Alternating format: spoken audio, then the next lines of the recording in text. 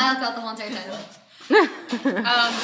What it does is it kind of gets that, I don't know, I think the surface of it is a little bit sticky, so it kind of works that stickiness in, it makes it an even consistency, but more importantly, it aligns your clay particles, okay? So always good practice to wedge your clay, okay? And I don't mean for like 5 years, I just mean 5-6 times, okay? Then I get rid of all these lines and things like that, just give it a little pat, like that, and I'm going to aim for center. Did you have to wash, like wet the thing? No, you don't want to wet your wheel. And my clay is nice and sticky, so I didn't feel like I even had to put a little bit of water down. If your clay is a little bit drier and it's not sticking really easy, you can, I mean like the slightest amount of moisture, because if it's wet, actually wet, and not just damp, the clay will just slide around. Okay, so you don't want that, you just want to make it stick. Okay, so if I got my paddle on here. My stool right now I think is probably a little bit low, but it's not bad, so I can live with this. Again, first thing is just to do a little bit of what I call tap centering, which is a very slow speed, no water, just to get it started. Okay, now I'm going to speed up my wheel. It is scary to go this fast, I know, but you want it to be a blur. Now look at where my knees are. Okay, my knees are halfway up on my splash pan. If they are back here, that means you have to raise your elbows to reach. So you got to get your knees up close enough.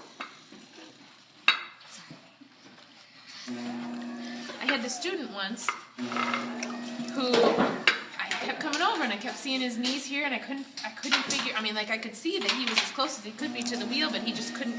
And I didn't know, maybe he had like really short arms, or I wasn't sure what was going on. Well, I figured out the kid just needed a belt, because his pants were so low that it looked like his legs were up here, and he was really all the way back here, and the kid think he couldn't throw. So I used to make him pull his pants up to throw on the wheel a little bit, because you got to get up close. So you got to get up close like this, so that your knees are like halfway up your splash pan. Then you can lean over it and have the proper pressure. Now all my pressure is going to come from this point right here, and when I center, it looks like this, but I just do this for demonstration, just to show you that it really is not muscle. I'm not squeezing the clay. It's all coming from this part of my wrist, which is attached to my arm, which is stuck into my gut by my elbow. Okay? So more naturally, it looks like this. And sometimes I use a splash pan here as a little bit of a brace as well.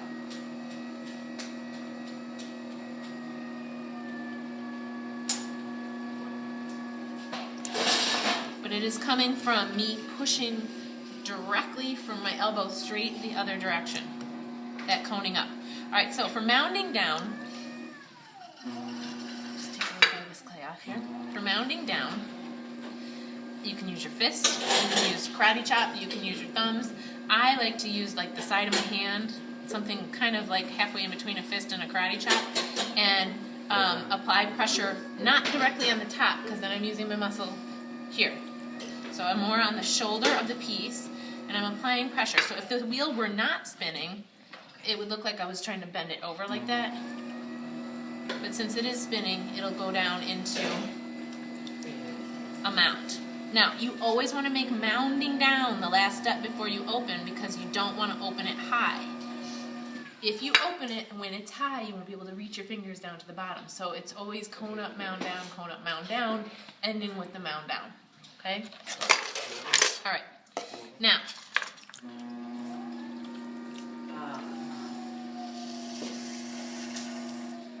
just clean up the wheel and keep my hands kind of clean too, just so I can feel what I'm doing. If I get too much stuff on my hands, then I can't even really feel what I'm trying to do here. Alright, so for opening, I like to use my middle finger because it's the longest finger of my hand. This hand is kind of just along for the ride. It's bracing this hand. So I want you to see, look at how much I'm touching the clay, and I'm not doing anything to it. And when I stop to talk to you guys, I just leave the wheel spinning. Okay? So no touchy-touchy when the wheel not spinny-spinny.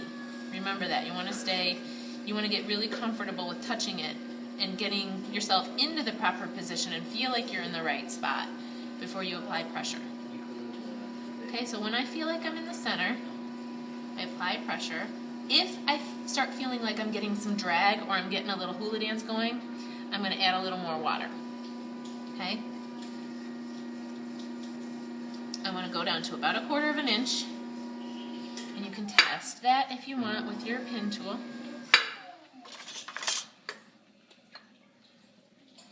Distance between the tip of my finger and the tip of the tool.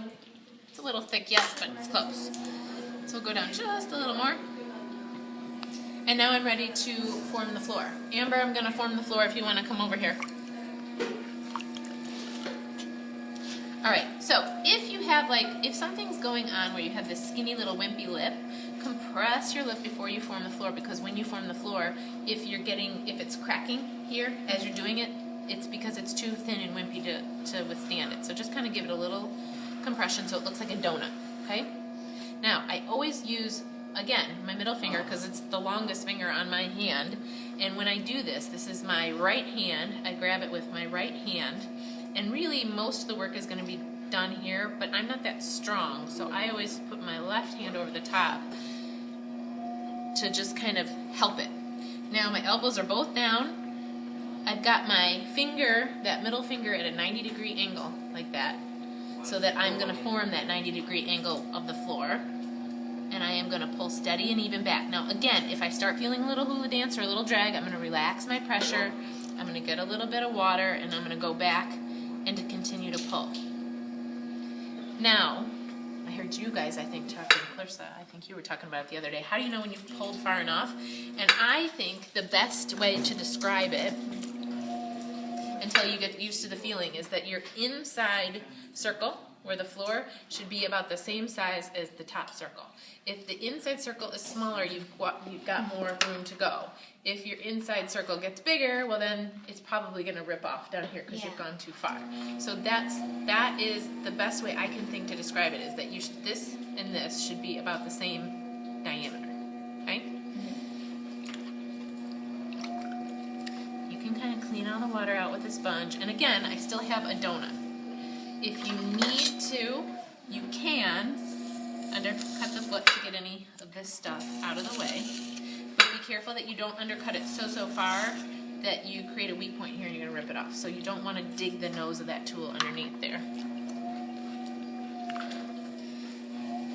Okay, get a little bit of water on there. And you'll notice I'm constantly cleaning the water off and then putting fresh on, because I don't want it to get slippy. I want it to stay thin, like skim milk, like water.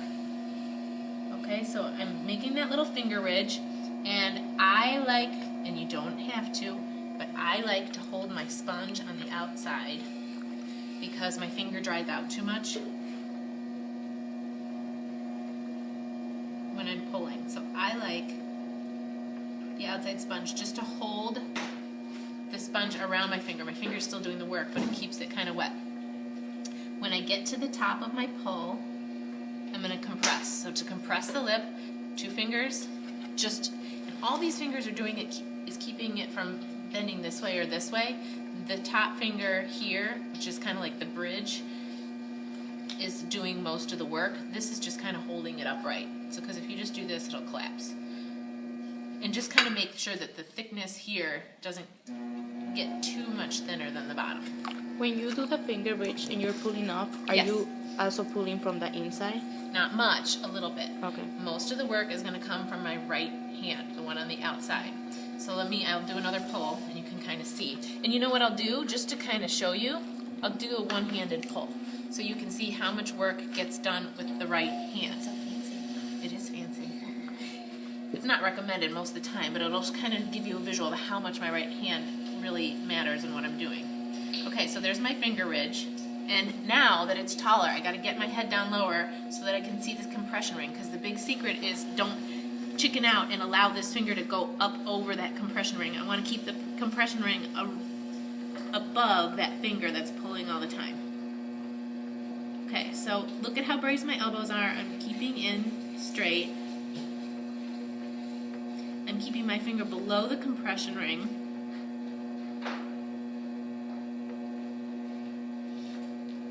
So that happened probably because I was doing a one-handed pull. That's okay though. Look, didn't faze me. I just kept going. I didn't freak out. I didn't stop the pull. I just made it all the way to the top. Okay? And I'm not, some people like to, they stop short and they only go to here, which makes kind of a thick area here. It'll make, if you don't make it all the way to the tip top, you get a thin spot in the middle and then it wants to rip off on you. So you have to take it all the way to the tip top and then compress your lip. Okay? So that way you can see how much it matters where what that right hand is doing. So let me do like a normal one again, because I would not normally pull it with just one hand.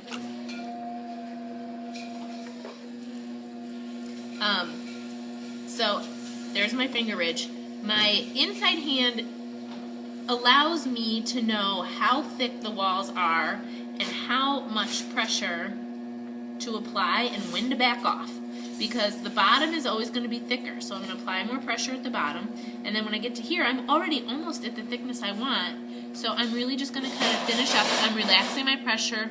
I'm just going to go along for the ride up to the top and then slide my finger over for a little compression. And the real thing about knowing, and the higher it gets, the lower my head gets in order to be able to see what I'm doing. I lost my train of thought what I was going to say. Oh, watch this. As soon as I get to the height where I can, my thumb will come out and it will meet this one. And that just happens for me automatically now. I don't even have to think about it anymore. But what it does is it really gives you a much better sense of how much pressure to apply. Because when your thumbs are touching, you get a better sense of how your fingers can meet. If you try to meet blindly your fingers like this, you don't have the same sense. So that's why my thumb kind of slides out as soon as possible. Now you guys don't have to make this kind of height, so your thumbs should always be touching. And now this one, I'm just kind of feeling if I got it thin enough. Feels pretty good.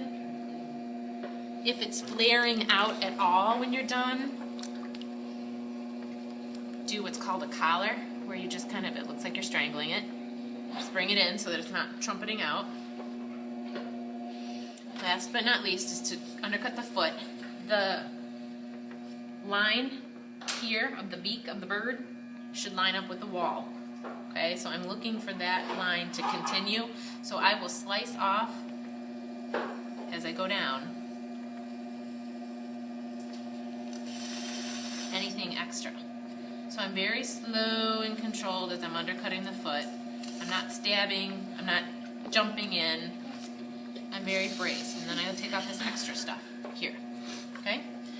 Now, look, now I'm going to stop the wheel, but that's pretty much the only time I did. You don't have to like start and stop and start and stop. You may have to adjust speed, but you don't have to start and stop. So now we're getting our 90-degree angle. I don't know, maybe an A-, maybe a little thick on the floor there. Okay? Mm-hmm. So it makes a lot more sense when you watch it after you've done it. So hopefully that will help. So now, today, we're going to get some C's and B's, right? Try. Maybe an A. Maybe an A here or there. All right, cool. Back to you guys.